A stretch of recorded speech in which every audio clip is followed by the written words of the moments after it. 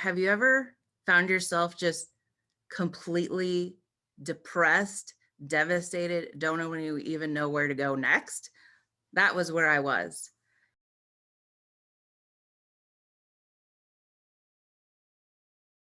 And what was so interesting about that is I didn't even realize until then that for the first 34 years of my life, I was just waiting to die. And when I say that, I wasn't thinking about suicide. It was just, I never thought there was anything else better. Like I was just kind of stuck in a rut. Like, this is it. This is all there is. And that's really what I had figured out in the very beginning, is that I had this inner negative voice that was just really holding me down. And it wasn't allowing me to create a life that I wanted. It wasn't allowing me to dream bigger than what I was already in.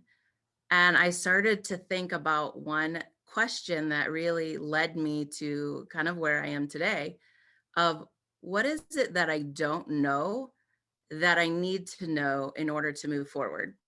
So sometimes you have to step out of that comfort zone, learn something new, learn something different, try it on with curious exploration and see if it works. He said, I just came back to Iowa to be a farmer. I didn't have a choice.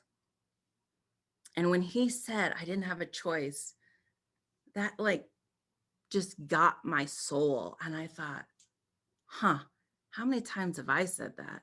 How is it that as a society, we think of PTSD only for the military, when actually most of us have experienced some sort of trauma? Fear wants to keep you safe. Fear's job is to make sure that you don't get hit by a bus when you step off a curb, but it's also to protect you from emotional fears as well. Doesn't want you to, maybe be the first person to say that you love them, or the first person to say that you are sorry.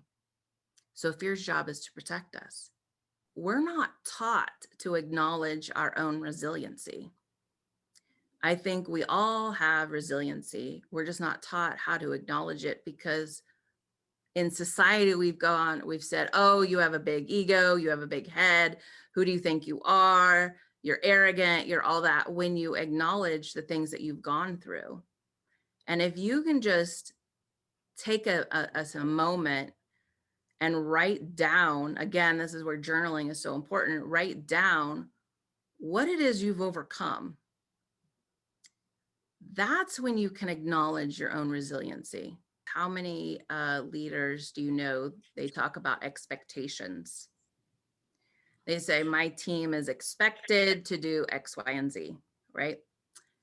And an expectation is really an assumption. So you're assuming that that person completely understands what that goal is, instead of an expectation, a goal of what you want them to do.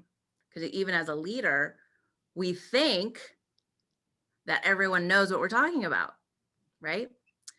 And the truth is that there's probably at least one person that doesn't get it. And yet they're afraid, goes back to that fear component. They don't want to look stupid or incompetent or weak or like they're new or don't know what they're doing. So they're afraid to ask those clarifying questions. I just feel like God spoke to me in that moment and said, you have to be vulnerable. But if you're willing to be vulnerable and practice being vulnerable, that's a muscle. So one, it builds confidence as a leader, but it also builds confidence in your team in you, because you're willing to, quote unquote, make mistakes. I don't call them mistakes. I don't call them failures. They're all learning opportunities. And mindfulness is really just being consciously aware of what you're thinking and what you're feeling. I'm going to challenge you today to really think about where it is that you are right now and how you can step out of your comfort zone, meet new people, have a new conversation, and see where it goes. If you take away anything from today, I hope you take away that when you step out of your comfort zone and just kind of go through what that door of opportunity is with curious exploration, it takes you further than you could ever believe.